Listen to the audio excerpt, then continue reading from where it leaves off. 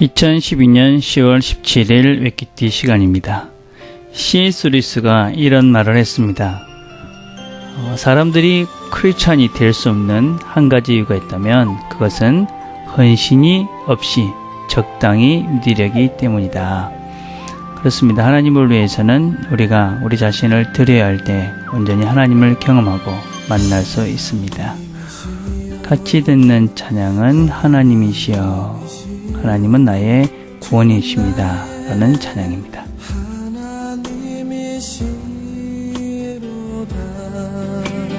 나의 몸과 마음 주를 갈망하며 이제 내가 주께 고백하는 말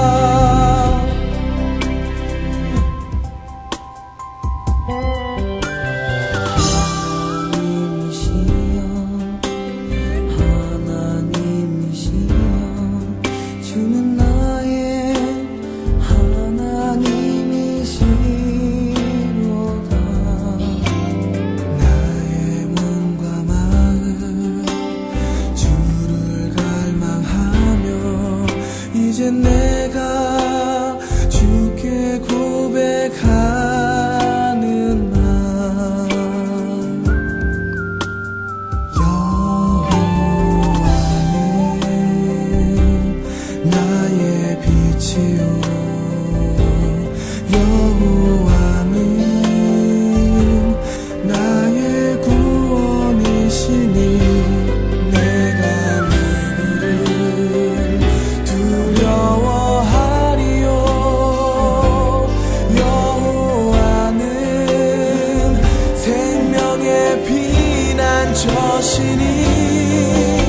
인자가 생명보다 나음으로 내 입술이 여호와를 찬양하리 내 평생에 주를 찬양하며 주의 이름으로 내 손 들리라.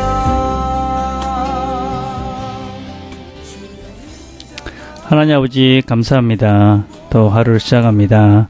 하나님의 말씀으로 힘을 얻고 또 능력을 얻고 또 하나님의 말씀을 따라 내가 하나님의 뜻을 이루며 하나님의 사람으로 살아가는 하루가 될 수 있도록 하나님 도와주옵소서. 예수님의 이름으로 기도드립니다. 아멘.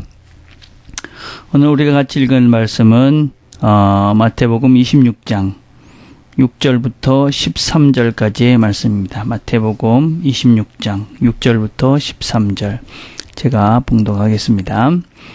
예수께서 베다니 문둥이 시몬의 집에 계실 때에 한 여자가 매우 귀중한 향유 한 오갑을 가지고 나와서 식사하시는 예수의 머리에 부으니 제자들이 보고 분하여 가로되 무슨 의사로 이것을 허비하느냐 이것을 많은 값에 팔아 가난한 자들에게 줄 수 있었겠도다 하거늘 예수께서 아시고 저에게 이르시되 너희가 어찌하여 이 여자를 괴롭게 하느냐 저가 내게 좋은 일을 하였느니라 가난한 자들은 항상 너희와 함께 있거니와 나는 항상 함께 있지 아니하리라.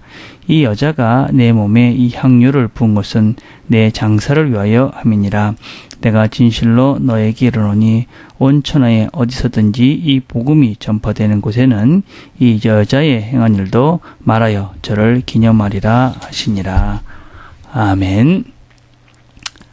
예, 오늘 우리가 같이 나눌 말씀은 한 옥합을 깨뜨려 예수님의 발 앞에 부었던 그런 여인의 이야기입니다. 우리가 찬양도 잘 알고 있는 향유 옥합을 깨어 하나님께 드린 이 여인에 대한 이야기입니다.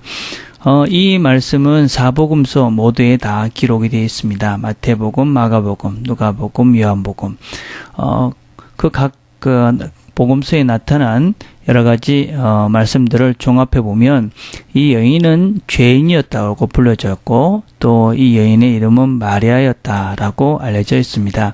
그리고 이 여인이 깨뜨린 그 제자들이 생각하기에 참으로 비싸게 보였던 이 향유는 이 향수는 얼마나 되느냐면 300데나리온이다. 그렇게 기록을 하고 있습니다.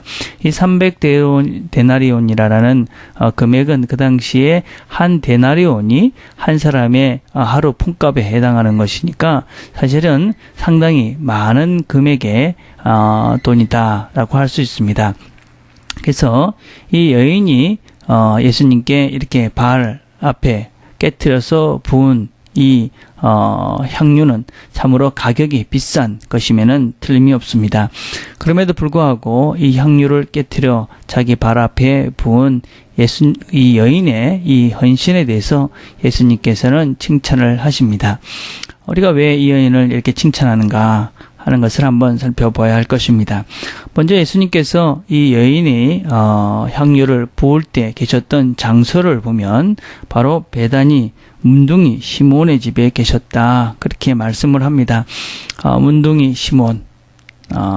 사실은 아마 문둥병자였었던 이 시몬의 집에 머물렀던 것 같습니다. 그래서 예수님께서 머물렀던 이 사람, 예수님을 죽이려고 이렇게 모여들었던 하나님을 알면서도 하나님을 거절했던 그 사람들과는 달리 이 예수님을 자기 집에 모셨던 사람들은 바로 그 당시에 가장 천대받고 가장 무시당했던 문둥이 시몬의 집에 있었다. 물론 이 사람들이 예수님을 환영했기도 했지만 예수님께서는 그런 집에 묵으셨던 것이죠. 왜냐하면 주님께서는 이런 사람들을 위해서 오셨다 하는 것을 사람들에게 보여주기 위함이었다라고 할 수 있을 것입니다. 그리고 이 주님의 발 앞에 이 향유를 깨뜨린 여인도 죄인이라고 다른 성경에서는 이야기합니다. 그러니까 그 여인의 신분도 그렇게 좋은 신분은 아니었던 것을 알 수 있습니다. 그래서 그 당시에 사회적으로 또 주변의 사람들로부터 소외당하고 종교적으로 소외당했던 그런 사람들 집에 묵으면서 그런 사람들에 의해서 하나님께서는 지금 자신의 마지막을 장식해 가고 있습니다. 한편에서는 그 당시에 최고의 종교 지도자라고 했던 하나님을 가장 잘 안다고 했던 사람들은 예수님을 어떻게든지 속임수와 또 거짓으로 죽이려고 계획을 짜고 있는 반면에 가장 가난하고 낮고 천대받던 사람이었던 이 문둥이 시몬과 그리고 죄인이었던 마리아라는 여인은 주님의 마지막을 아름답게 장식해 갑니다. 우리는 이 이야기 속에서 이 제자들의 이야기가 충분히 설득력이 있는 제자들의 이야기가 컴플레인을 할 만한 이야기다라고 생각할 수 있습니다. 왜냐하면 그 향유를 팔아서 가난한 자들에게 주는 것은 참으로 좋은 일이기 때문에 그렇습니다. 물론 우리가 이 가난한 자들을 돌아보는 일들을 해야 하는 것은 틀림없습니다. 주님께서 가난한 자들을 돌아보지 말라 이렇게 말씀하시지는 않으셨습니다. 그 가난한 자들은 너희들이 계속 돌볼 수 있겠지만 나는 너희와 항상 같이 있는 것이 아니니까. 특별히 여인이 이 향유를 부은 것은 나의 장사, 나의 죽음을 준비한 것이기 때문에 이 여인이 이 행위는 아주 특별한 의미 있는 일이다 라고 주님께서 말씀하시는 것이지요. 그러니까 이 향유를 붓는다 하는 것은 그 당시에 죽은 사람이 마지막으로 시체를 묻을 때에 향유를 부어서 썩은 내가 내지 않는 그런 일 중에 하나가, 장례를 치를 때 하던 일 중에 하나가 바로 이 향유를 붓는 것이었는데, 바로 이 여인이 이 주님께 이 향유를 붓는 행위가 바로 이 주님의 죽음을 준비하는 행위다라고 주님께서 말씀하시면서 이 여인의 이런 행위들을 칭찬하고 계십니다. 우리는 이런 일들이 상 가운데 종종 있습니다. 우리가 보기에는 참으로 낭비적인 것 같고 별로 의미 없는 일 같이 보이지만, 사실은 우리가 상상할 수도 없는 엄청난 일이 그런 일들을 우리가 할 때가 있다는 것입니다. 향유를 깨트려서 주님 발 아래 붓는 것은 참으로 낭비적으로 보입니다. 그것을 팔아서 가난한 자들에게 주는 것, 그것이 더 의미 있어 보입니다. 그러나 그것보다도 주님께 이렇게 발 아래 향유를 깨트려 하나님께 드리는 것, 그것은 어떤 면에서 주님의 영원한 그 죽음, 또 우리를 위한 대속의 죽음을 준비하는 엄청난 구속의 역사의 한 장면을 차지하게 되는 것입니다.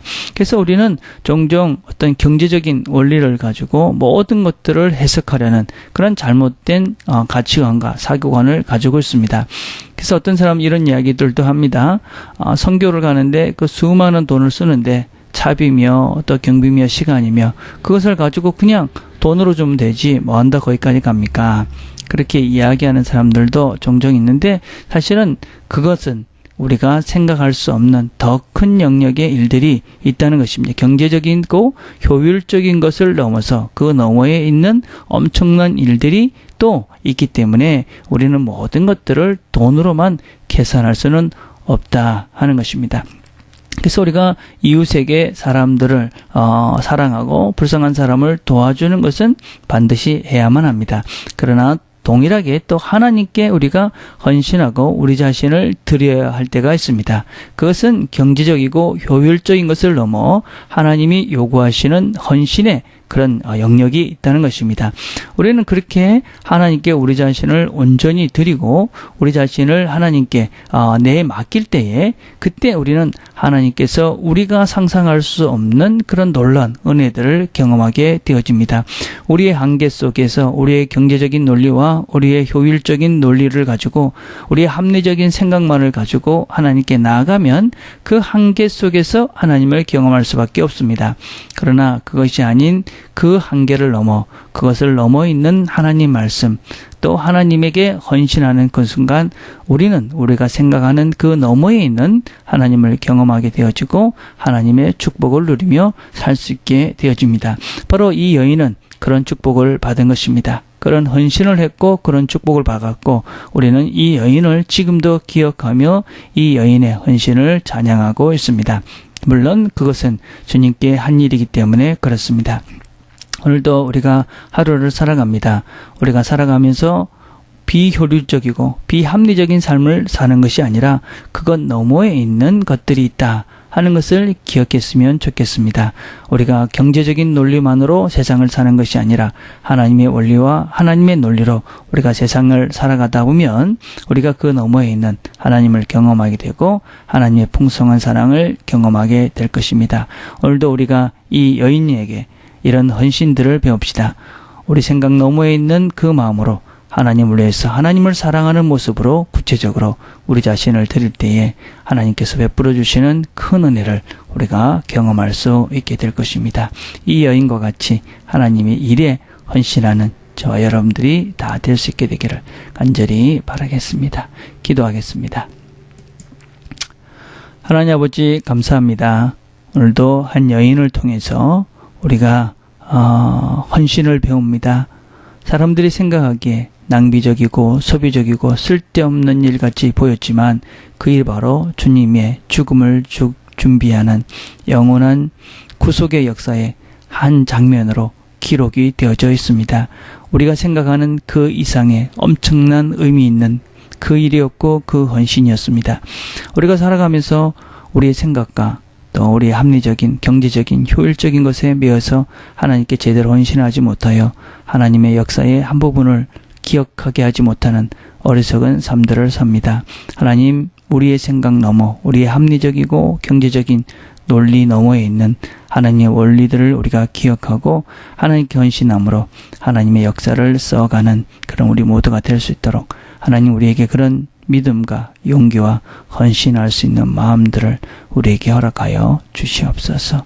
오늘도 그런 헌신으로 우리가 하나님을 사랑하며 이웃을 사랑하며 우리의 주변을 아름답게 만들어가는 우리 가족들이 다 되도록, 그리고 우리 모두는 하나님을 닮아가는 자들로 새롭게 변화될 수 있도록 아버지 축복해 주옵소서.